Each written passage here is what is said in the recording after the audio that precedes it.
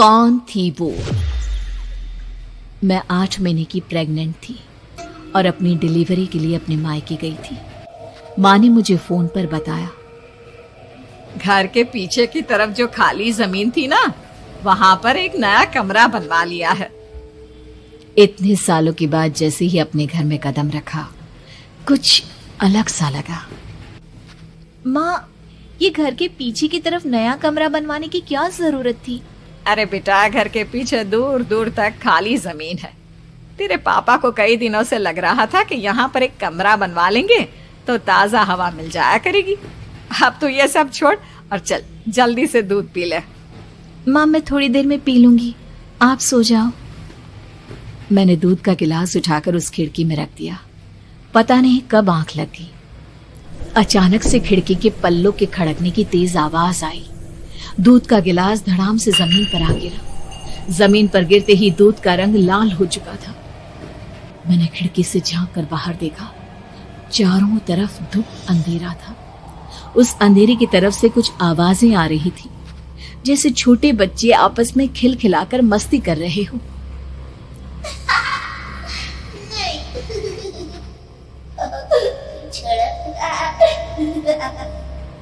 इतनी रात को इतने घनघोर अंधेरे में बच्चों की आवाज कैसे आ रही है? घड़ी में वक्त देखा तो ठीक 12 बजे थे। देखकर मैं सन्न रह गई। बुरी आत्माओं और भूतों की कई कहानियां मैं सुन चुकी थी।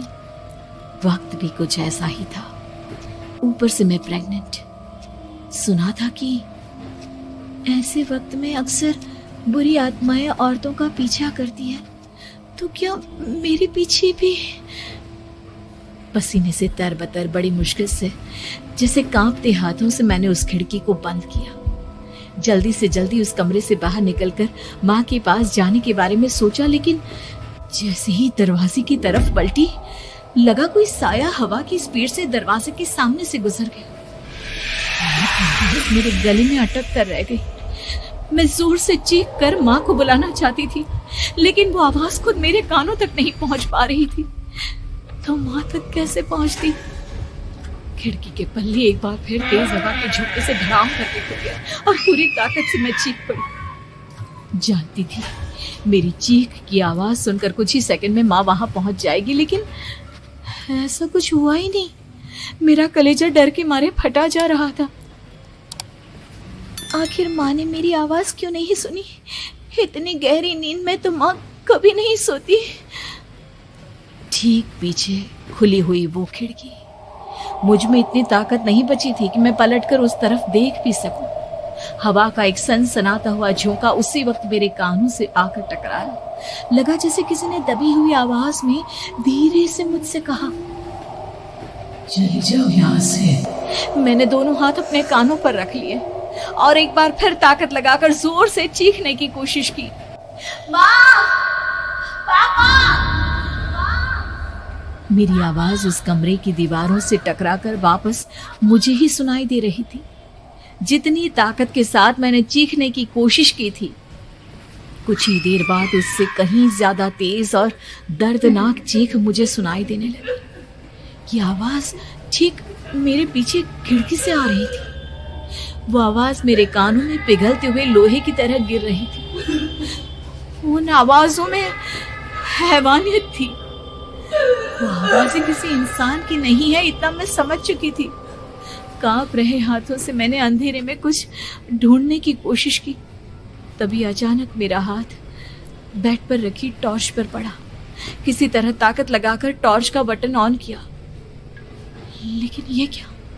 सामने दरवाजे पर 3 छोटी लड़कियां खड़ी हुई थी। उनके हाथ में स्टील के चमचमाते हुए चाकू थे। मैं घबराकर लड़खड़ाई और पीछे की तरफ हटी, लेकिन तब तक वो मेरे पास आ चुकी थी। उनकी गर्दन टेढ़ी थी और उनके हाथों के वो चाकू मेरे पेट को निशाना बनाने को तैयार। मैं जोर से चीखी, नहीं, छोड़ दो मेरे बच्चे को, मत मारो, मत मारो, छोड़ दो मेरे बच्चे को। सोनाली, क्या हुआ बेटा? तू इतनी डरी हुई क्यों है? उठ बेटा, क्या हुआ? हड़बड़ाकर मैंने अपनी आंखें खोली। देखा तो दिन निकल आया था। माँ मुझे जगा रही थी। मेरा चेहरा पूरा पसीने से लथपथ था।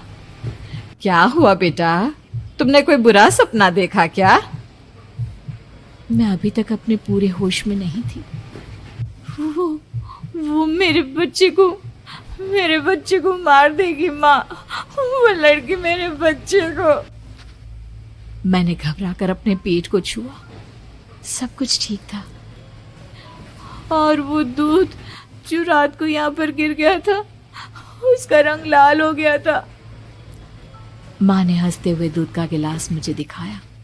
तुमने दूध पिया ही नहीं, पूरा का पूरा ऐसे ही रखा हुआ है। तुमसे कहा था ना सोनाली, सेहत के लिए लापरवाही ठीक नहीं बेटा।